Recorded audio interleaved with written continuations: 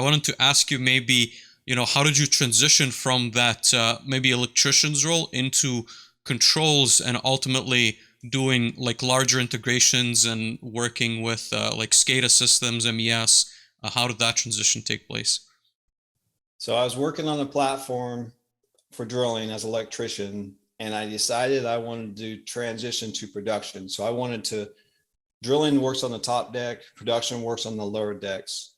If you work for production on an offshore platform, you have a roof over your head. So when it rains, you don't get wet. So I made a decision that I was going to transition to production. So I got a job with a contractor in Ventura that worked on the offshore platforms. And I got this job on these three platforms called A, B, and C. So I was going to be the instrumentation and electrical guy for these three platforms called A, B, and C off the coast of Carpinteria. And so I showed up, and being that I come from kind of an operations background, when I showed up to the platform, I connected with the lead operator. And the first thing I did when I got to the platform is I chased all the process lines. So I followed from the start of the well, the oil side, I followed the water side, and I followed the gas side. So I knew how the process worked.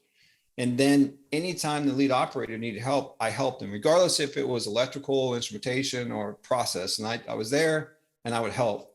So 3 weeks after I've been working on this platform, the other electrician that I relieved every time I came to the platform, we were working 7 on, 7 off. When I showed up to the platform, he didn't get on the boat. And the next thing he said was, "Hey, you got to take a test, electrical test."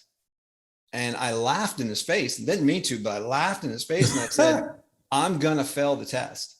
Like, I don't have the electrical background that I need. So and if it's a really technical test, unless it's like an open book, I'm probably not going to pass it." He said, "Yeah, it's not an open book." So I took it and I didn't pass it. And the superintendent called the lead operator and said, "That guy who's on the platform as an I&E technician needs to get off the platform right now." The lead operator said, "No way, we're not doing it. This guy has fixed more things, and he is like, he's great to work with, and you got to give him a chance because he's doing a great job."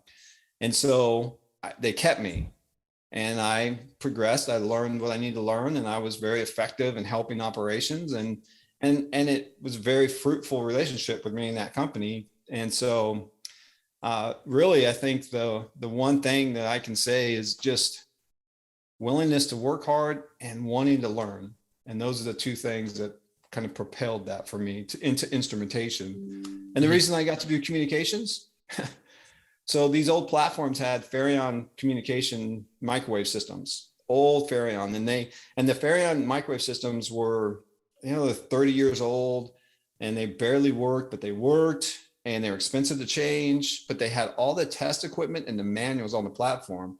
And I couldn't get anybody to come out and work on these things. So I had to teach myself with the manual and the test equipment how to work on it.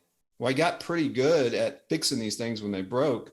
So the company thought I was like this microwave guy because I could fix the microwave. So they're like, "Hey, microwaves. We're going to give you a bunch of money and you go change all of our microwave systems to digital."